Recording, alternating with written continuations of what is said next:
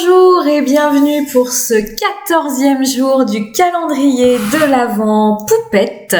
Et aujourd'hui, on va pas mettre en scène une petite poupette, mais on va mettre en scène un petit chat de Noël qui a une guirlande lumineuse autour du cou.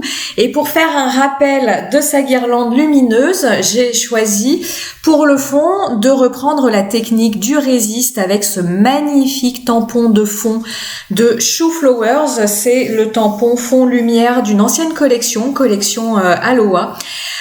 J'aime beaucoup ce tampon, cette guirlande lumineuse est vraiment très très jolie. Donc j'applique ce tampon en fond de page, je l'ancre évidemment à la Versamark puisque par la suite je veux utiliser une poudre à embosser et embosser mes lumières pour ensuite utiliser de l'aquarelle pour faire ressortir mon tampon. J'utilise ici comme poudre à embosser une poudre Wow qui s'appelle White Twinkle. Donc c'est une poudre qui est un mélange de poudre blanche avec, vous le voyez bien là à l'écran, qui contient des pigments blancs et des pigments argentés. Je trouvais ça plus doux ici d'utiliser quelque chose de blanc-argent plutôt que de doré, et puis ça changeait un petit peu de ce que j'avais fait précédemment dans mon carnet. Je reste avec ma palette d'aquarelle Daniel Smith.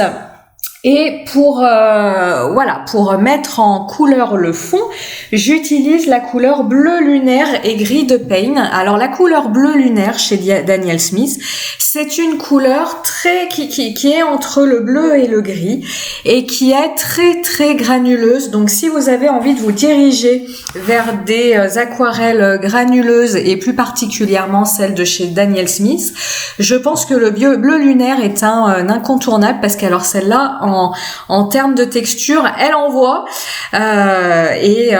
pour la foncer un petit peu, notamment au centre, j'ai utilisé, j'y ai ajouté une petite touche, une petite pointe de gris de Pain. Pour marquer l'ambiance lumineuse, j'ai voulu ajouter dans certaines de mes lumières de l'aquarelle dorée. Et vous voyez, j'utilise, là vous la voyez en entier, ma palette, c'est pas toujours le cas. Donc vous voyez qu'elle a 6 godets, donc je vous dis toujours le godet argent et après 5 godets d'aquarelle dorée différents. Et vous voyez ici, j'utilise le godet qui est entre l'argent et entre le doré, où il y a un mélange en fait d'argent et de doré, parce que je voulais quelque chose vraiment de suggéré, comme pour chaque page, ma pièce principale c'est la poupette ou ici le chat.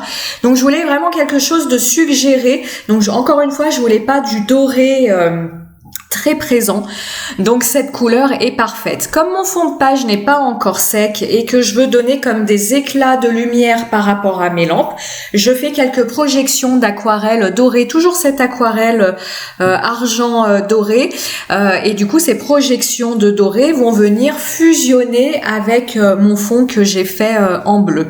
Je rajoute quelques petites touches de bleu par-ci par-là, et oui, mon chat qui travaille toujours avec moi. Je trouvais ça rigolo de vous le montrer parce que je vous en parle souvent. Elle est JL, parce que c'est une petite minette, elle est systématiquement avec moi lorsque je fais des petites réalisations et c'est pas toujours évident à filmer parce que parfois il y a un petit coup de patte qui arrive ou un petit coup de museau dans le téléphone avec quoi je filme. Mais voilà, les animaux, moi je lui pardonne tout. Mon petit chat, alors... Ici, j'ai voulu rester sur de l'aquarelle granuleuse en me disant ça va donner un effet de texture pour la fourrure de mon chat. Vous avez vu l'image sur Instagram, ceux qui me suivent sur Instagram, où vous verrez en tout cas la réalisation finale. Le truc, alors on aime ou on n'aime pas, ou on aime à moitié. Moi, là, pour le rendu de cette colorisation, on va dire que j'aime à moitié. Je vous explique pourquoi. Le truc, c'est que j'ai tamponné mon petit chat, donc toujours à la Versafine claire pour le côté waterproof, résistant à l'eau, mais je l'ai tamponné sur mon papier à grains fins Fabriano. Et le papier à grains fins Fabriano, bien qu'il soit à grains fins, fait extrêmement ressortir la granulation. Donc je me suis retrouvée, je vous dis les couleurs juste après que j'ai sélectionné, mais je me suis retrouvée avec un pelage au niveau du visage. Alors au niveau des pattes, ça gêne moins parce qu'on les voit beaucoup moins, mais au niveau du visage, une fois sec, je me suis retrouvée avec un effet de granulation extrêmement prononcé. Moi je voulais léger. Donc j'avais pris un grain fin pour avoir quelque chose de léger et j'aurais dû en fait prendre un papier à grains satiné pour avoir ce côté léger de la granulation, mais pas au point que je vais l'avoir ici. Ce que je vous dis là, c'est important pour pouvoir un petit peu prédire vos résultats. Donc vous voyez, même quand on a l'habitude de travailler aux aquarelles, on a toujours des surprises. Et au niveau de l'aquarelle, ce qu'il faut bien réfléchir et ce qu'il faut bien comprendre, c'est que vous avez la couleur en tant que telle, mais vous allez avoir le papier qui va jouer un rôle important dans la façon dont la couleur va s'exprimer.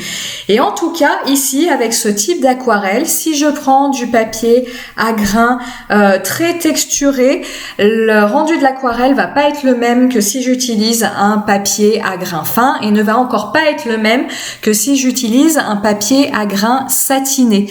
Donc ça, gardez-le bien en tête parce que parfois on me demande qu'est-ce qu'il est préférable d'utiliser comme papier. Alors, si on veut un joli rendu et qu'on a les moyens, parce que je suis bien consciente que tout ça coûte cher, il vaut toujours mieux se diriger sur du papier coton parce que ce sera plus facile à utiliser, vous aurez beaucoup moins de risques d'auréole.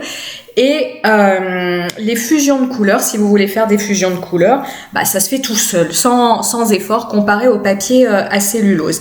Et après, entre le grain fin, le grain satiné, le grain texturé, puis alors quand vous allez dans le grain texturé, on a chaque marque a sa dénomination et a sa patte au niveau texture. Là, ça va vraiment dépendre du rendu que vous souhaitez. Donc en tout cas, par rapport aux aquarelles granuleuses, si vous voulez un rendu très granuleux, vous voyez que j'ai découvert avec vous que le Fabriano grain fin rendait très très bien la granulation. Manque de peau, je voulais pas que ce soit à ce point-là pour cette colorisation. C'est pas grave, moi quand quelque chose me plaît pas trop, je suis quelqu'un d'assez résilient en fait et je me dis qu'est-ce que t'en as appris? Qu'est-ce que tu peux en tirer? Est-ce que c'est ton assaut de couleur qui va pas? Qu'est-ce que tu devrais changer pour améliorer les choses? Et là, pour améliorer les choses, il faut que j'utilise un papier à grains satiné. On va parler matériel, donc j'utilise toujours mon pinceau Raphaël pinceau précision taille numéro 1. Toujours la petite parenthèse pour vous dire que l'ensemble du matériel, toute la liste du matériel et les combos couleurs que j'utilise ici, tout est en descriptif de la vidéo. Niveau couleur, mon petit chat, donc pour les parties foncé, gris foncé, noir de son pelage, j'ai utilisé le noir lunaire. Donc le noir lunaire, c'est aussi une couleur granuleuse, forcément, puisque c'est ce qui me déplaît ici, de Daniel Smith. Et pour le côté brun de la fourrure de mon chat, c'est la Riclerite véritable, si je prononce ça correctement. Pour son t-shirt, j'utilise son pull du turquoise phthalo que j'ai un petit peu, c'est désaturé, c'est-à-dire que le turquoise phthalo de Daniel Smith est très flash. Et je voulais quelque chose, alors c'est pas fluo non plus, mais je voulais quelque chose de plus, une couleur un peu plus passe-partout, donc je l'ai désaturé avec le gris de Pain.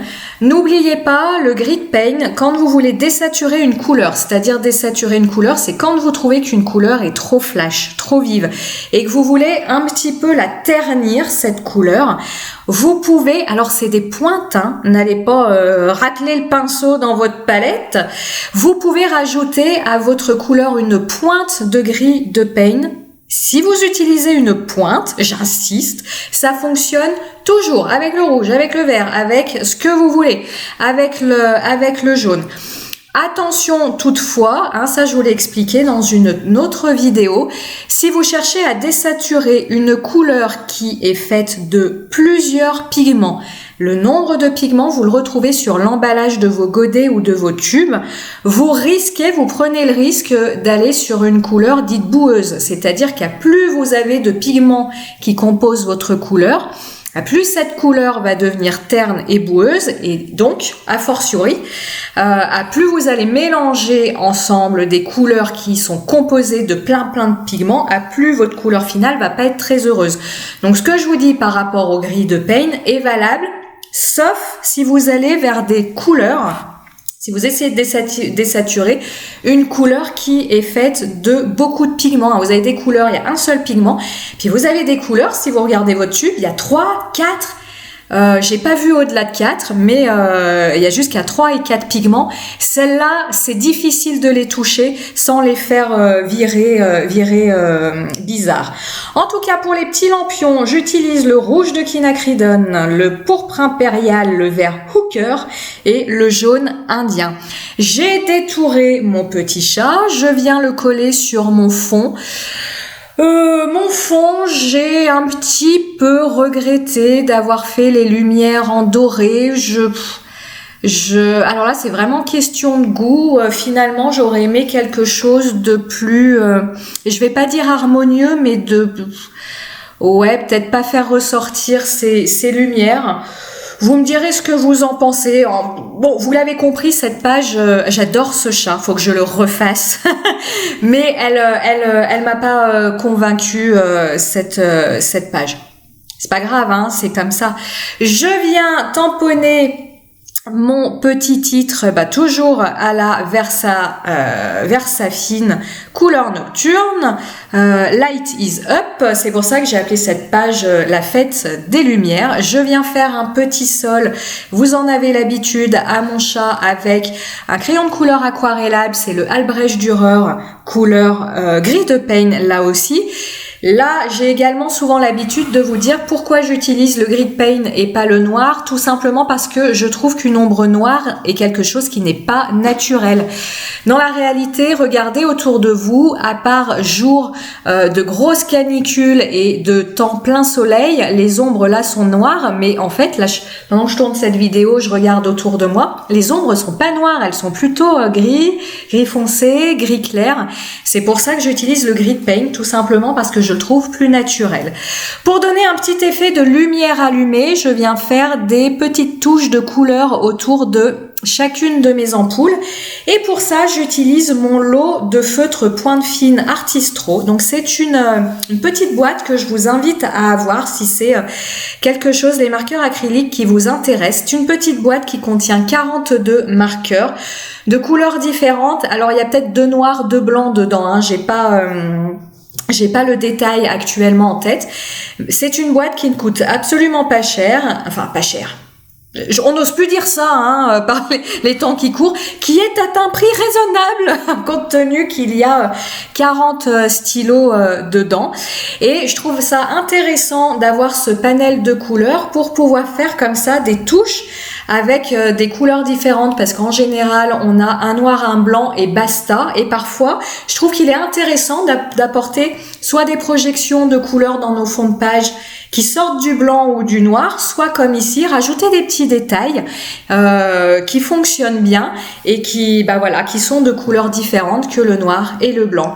Mon minou, bon, vous aimerez moins, vous serez pas convaincu comme moi. Peu importe, il a le mérite d'exister, il aura le mérite de m'avoir appris quelque chose. Et nous, on se retrouve demain pour la suite de nos aventures. Ciao, bye!